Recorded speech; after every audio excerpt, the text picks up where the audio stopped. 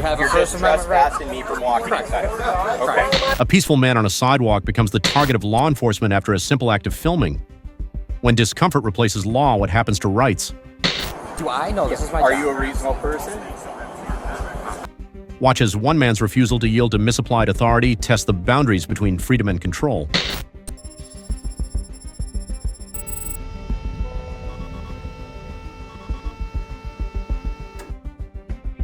August 30th, 2024, East Lansing, Michigan.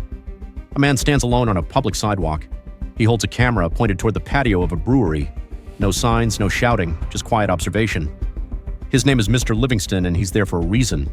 He'd received a tip that local police had been illegally forcing the homeless off this very stretch of sidewalk, so he came with his lens hoping to document what others couldn't. Inside, the manager of the Jolly Pumpkin Brewery makes a call to 911. Her words are precise. She says Mr. Livingston is not on their property. He's outside, on the sidewalk, doing nothing more than filming. But when the dispatcher relays the call, the story changes. Suddenly, he's labeled a suspicious person refusing to leave. How does lawful observation become criminal suspicion with just a few missing words? And when the system miscommunicates intentionally or not, who pays the price for that silence? Dispatch, how can I help you? Hi, yes, I'm calling from Jolly Pumpkin. I don't know if we can do anything about this, but there's a gentleman out front of my restaurant who is recording all of my guests that are in my patio. I'd asked him to stop, and my guests are like putting menus in front of their faces as they don't want me recorded or pictures taken, and he will not stop. Okay, is he still there now? Yes, he said he was doing an investigation, but couldn't tell me any information on it.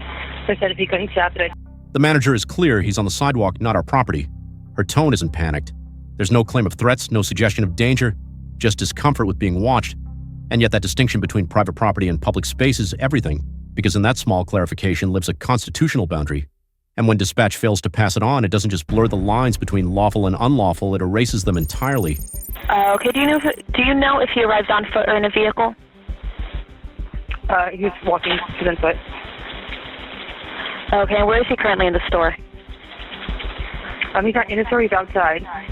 He's right in front of, like, my patio outside. Sidewalk. Okay. And he's still recording the customers? Yep, he told me he would not stop. Despite knowing Mr. Livingston was not on private property, the dispatcher enters the call as a suspicious person refusing to leave the Jolly Pumpkin.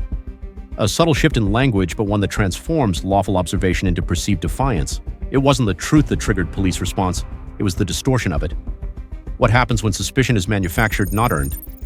We're both going to Jolly Pumpkin, 218 Albert, looking for a 45-year-old white male, a beard, sunglasses, white shirt, black pants, a smiley face on it, recording customers, refusing to leave, no weapon.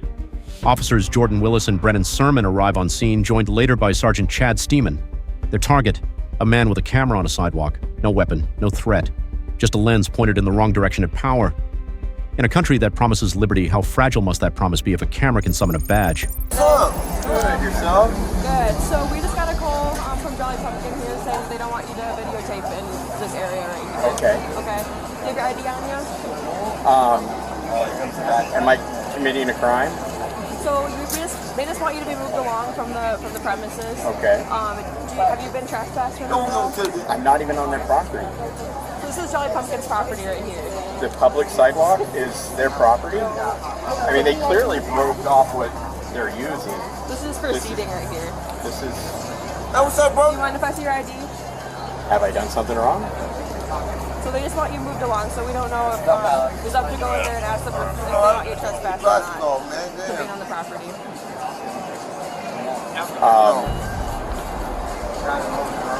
No, look.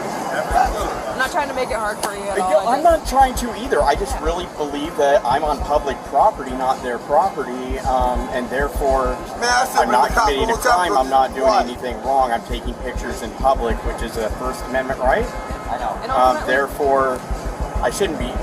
It shouldn't be ID. I shouldn't be trespassed. I shouldn't be anything. I don't. This is where I'm at. I mean, yeah, I understand. Ultimately, they just don't want you on their property anymore because it can kind of make other people feel uncomfortable in the area. It's making staff feel uncomfortable. To stop the trespass, I'll move down to the end of their barrel, and then it's confusing to me, but then I'm off their property even though it's public sidewalk, right? I mean, this is technically like their property here. They have, so if you're on like their premises here, they just don't want you around their business. What are you taking pictures of? Just like students and stuff? Or? I was just walking along taking pictures until one of their customers called me back and a couple other things, and then I stayed. Okay. Alright. Well, Officer Sermon is in there right now just talking to staff about it, and if anything, they just want you moved along, so we'll just wait a minute. Officer Willis steps in first, his words measured but firm. He tells Mr. Livingston that the brewery's patrons are uncomfortable that his presence isn't welcome. Not inside the restaurant, not even across the curb. Meanwhile, Officer Sermon enters the business to speak with staff, but in the street the conflict is already framed not by law, but by emotion. You're making people uneasy becomes the substitute for you've broken the law. Mr. Livingston stays on public ground, the sidewalk, a space carved out for every citizen where the Constitution walks with you. But now his refusal to appease discomfort is interpreted as resistance, his lens a threat, his silence a crime. And so begins a slow erosion of rights. One officer's opinion at a time. When fear replaces reason, how long before public space stops feeling public at all? Hi. You looking for our manager? Whoever, yes. Okay. She'll probably be the best person to talk to. Yes, thank you.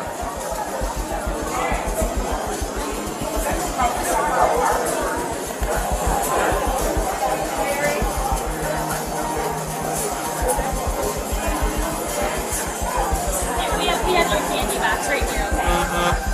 Here you go. You're welcome. Hi. Are you the one that called on him? Okay. You want him trespass? Yes. Yes? Okay. Yep. All right. Of course.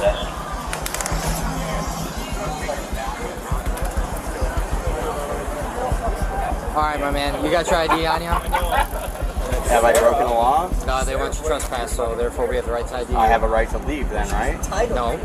You are now being detained because you are going to be trespassed. I need to identify you before you're trespassed. In order to write you, your trespass notice. That's good that you took the glasses off, man. Alright. So you're going to trespass me from this sidewalk? Yeah, you want me to.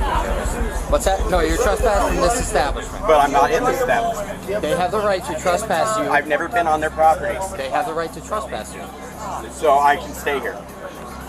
The sidewalk is public. So I can stay here. You have a You're First just Amendment right. trespassing me from walking Correct. inside. Correct. Okay. No. I don't know why you would want to do that because they're frustrated with you. I don't know why they would trespass me from their property without even being on their property. They have the right to do that. It is a private establishment. It is a private establishment. Inside the brewery, Officer Sermon doesn't ask where Mr. Livingston had been, only whether the manager wants him trespassed. No clarification, no evidence, just a yes or no. And with that, he returns to the sidewalk and informs Mr. Livingston he's being detained, demands ID, claims authority. But here's the problem. East Lansing may have a city ordinance requiring identification under certain conditions, but none of that matters unless there's reasonable suspicion of a crime. And up to this point, the only offense Mr. Livingston has committed is standing in the wrong place holding a camera and refusing to surrender his rights to vague discomfort. The Fourth Amendment isn't a technicality. It's a boundary, a moral guardrail against power used recklessly. If they would like you trespassed, you're trespassing. If the field house across the street calls you and says they want me trespassed because I'm on a sidewalk, you're going to do it? Sure. So anybody, I highly doubt that trust anybody off of the sidewalk. I highly doubt that field house would call and have you trespass just because you're standing on a sidewalk. Felt the same way about the Jolly Pumpkin. Okay. But that's being proved wrong. Okay. Hey, hold on. Sorry, this is Sermon. So this guy out here, Jolly Pumpkin wants him trespassed. He claims he never entered the establishment, but it's still private property as they want him trespassed from entering. They're uncomfortable with him. I didn't ask them. I can go in there and ask them. He's claiming that he never entered Jolly Pumpkin. But I mean, regardless, it's private property. If they don't want him, and it's not trespassing him from being on the sidewalk. It's correct. So he's allowed to be there. He's allowed to record. He's allowed to do what he wants. But if they want to trespass him, but they are pretty. I guess I can go talk to them and double check. But okay. East Lansing, we advised going to be holding a PD accident, Harrison and California. All right, I'll go ask them then and establish if he ever entered. So like past the barrels, that would be their property, right? For the East Lansing unit. Okay. All right, sounds good. I'll go inside with them and double check. I think he's just one of those First Amendment guys.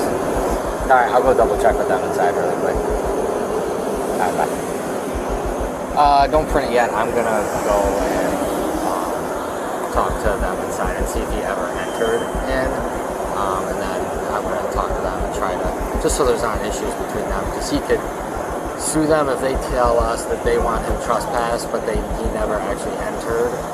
Like Steven said, it's like a gray line. Like he could, but I'll be right back. How you doing?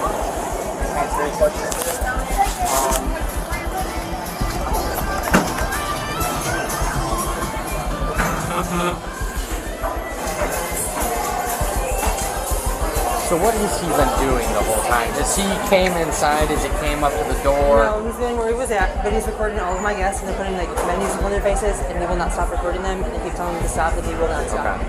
He told me he was doing an investigation, but couldn't tell me anything about anything, and he will not stop. And I said, okay, I'm ready to call the police to see what's going on. It's like, do you think the police will stop me? I said, I guess I'll find out. Okay. So... It's not my property, I can't get the trespassing, right? So it's kind of a gray line because he's right in front of your establishment, but he never entered it. But the sidewalk is public property. I'm going to have another chat with my sergeant and see. I am kind of also trying to mediate between you and between him and trying to find, like, if he can just move a block down so that he's done bothering you and then he doesn't have to be trespassed. That would be... He simply told me he would not stop recording, so he's not going to stop recording. All my guests have been uncomfortable, and that's not good for my business, obviously, for my guests. Okay. So. All right. Okay. Okay, Joseph, can we find a way to mediate this where there's not issues between you and Jolly Pumpkin? Well, right now my issue is with you guys forcing me to give you my ID. Okay. I am investigating a possible trespass. Okay. I have reasonable suspicion to ID you because a crime is afoot. You have reasonable suspicion? I don't know when I come on scene and I make contact with you. 16 and 35. He did go in and talk. Did they lie? Did they lie? I just went. No, they you just went said, inside before you took my ID. You went inside and talked to them. I said, would you like him trespass from your property? They said yes. So then I came outside here. So you solicited a trespass without doing your investigation. Is what you... Are you willing to have a conversation with me or no? You just said you went inside to find out if Correct. I went on their property, I but told you you went exactly what I inside and just said, said. do you want him trespassed? He's given us the reasonable suspicion to make contact with you, correct? No, I can call the cops on that. Yeah, you can, yes. Yeah, we will talk. Yes, 100%. And investigate it. Why would you? I mean, what are they doing wrong? I can see from here. Well, what are you doing All they're wrong? doing is being beautiful. Called us for trespassing. Well, what are you doing wrong? That's what they call us. Right. So Exactly. you should have never even talked to me. When you see me driving by, went, oh wow, that's guys in public taking pictures. How do I know? Can I have my ID back? So when officers skip over facts and jump straight to detainment, what are they really protecting? The peace or their control. Sermon and Sergeant Steeman don't back down. They argue that their demand for ID stands claiming a reasonable suspicion of trespassing. But Michigan law draws a clear line to trespass. One must actually enter or remain on someone else's property without lawful authority. Mr. Livingston was never on private property. The manager herself told dispatch he was on the sidewalk, public space, protected space. Yet instead of verifying that detail, the officers forge ahead with their narrative. Sermon admits he didn't know where Mr. Livingston had been standing.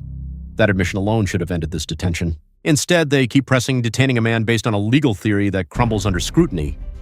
The law doesn't bend for convenience, and it doesn't bow to vague discomfort. If officers can detain someone on public property just because a business wants them gone, what's left of the First Amendment? What happens when enforcement becomes assumption and freedom becomes a privilege, not a right? He's not in his store, he's outside. He's right in front of, like, my patio outside. Sidewalk. In United States v. Hensley, the Supreme Court held that officers may lawfully detain a person based on a flyer or dispatch, but only if that dispatch is rooted in reasonable suspicion. If not, then any stop based on it becomes unconstitutional, no matter how professionally executed. In this encounter, the dispatcher had already been told that Mr. Livingston was on the sidewalk, clearly in public space. Yet somehow, by the time that information reached officers, it had mutated into a claim that he was refusing to leave private property. This wasn't a miscommunication, it was a misrepresentation, and it gave officers the false legal cover to detain someone who was doing nothing wrong. When the origin of authority is built on a foundation of error, what follows is not justice. It's a violation disguised in uniform. So who bears responsibility when a citizen's rights are trampled under the weight of bad dispatch? Harassed right now? Do I know? This is my Are job. you a reasonable person? I would like to think so. Okay, well, I'm doing more right now with you than I was them because I wasn't even talking to them. But it's how they feel. It's not how I feel. It's how you they just feel. said a reasonable person, and that you're a reasonable person. I feel that maybe they were unreasonable in their expectation of privacy in public. And that's where you can. They could have sat inside, sir. But they didn't want to. They covered their faces. I was told by the manager. And Why? They left because they're not happy. So they asked him to stop, and there was a little disagreement between you and the guest. Nope. That's what I was. I didn't say a word. How anybody can feel a certain way. I agree. Feel a certain way. People have the right to feel it. If they feel a certain way, they feel harassed by you. They should feel it. But what I'm hearing though is a lot of feelings. Feelings. Any other questions for us? No. Are you done harassing me? Are you telling me that I have to leave? I never told you that you had to leave. I told you you could stay right there. Okay, well, you wanted to become an amicable situation where they were happy and I was happy. Correct, I did do that. You are correct. I did do that, and I asked you if you could stand over there. Yes, you are right. I did do that. I never ordered you to leave. They could have said, that's their business, that's the Folks, people that want to see. you're in public. I'm sorry. Would you like to move inside? I can do that. Create your own privacy. If you don't want to be filmed in public or seen in public, maybe you shouldn't sit outside. People allowed to sit there and ask you to not film them and not be upset by it. Can they be upset? Can they? Sure. Can they call the cops and threaten a trespass? You know? Men with guns came because of a guy with camera. Breaking news. Three. That's not why. Three. I'm the supervisor, and I was going extra to I appreciate you showing up because I don't trust these two. Not the way they were going. No. Can I have your card? Sure. I'll send you a copy later. Not everyone is always educated around here as well in their phone release. So we try to do that. And that's part of what this is education. They didn't want to talk to me about it, though. They wanted to talk to you about it, so you had to do the When I go to a education. restaurant, I don't want to talk to people walking by. I don't even want you to show up. Tell dispatch. He's a guy with a camera. I talked to him already. Did you have a loudspeaker too earlier? Nope. Someone said maybe someone would hear a loudspeaker. I don't know what it But is. it does seem like your officer there solicited trespass without an investigation. And that's your opinion, and you're very open to that. When did you find out I was never on their property? Send me that and we can talk, okay? I work Sunday as well. All right, thank you, sir.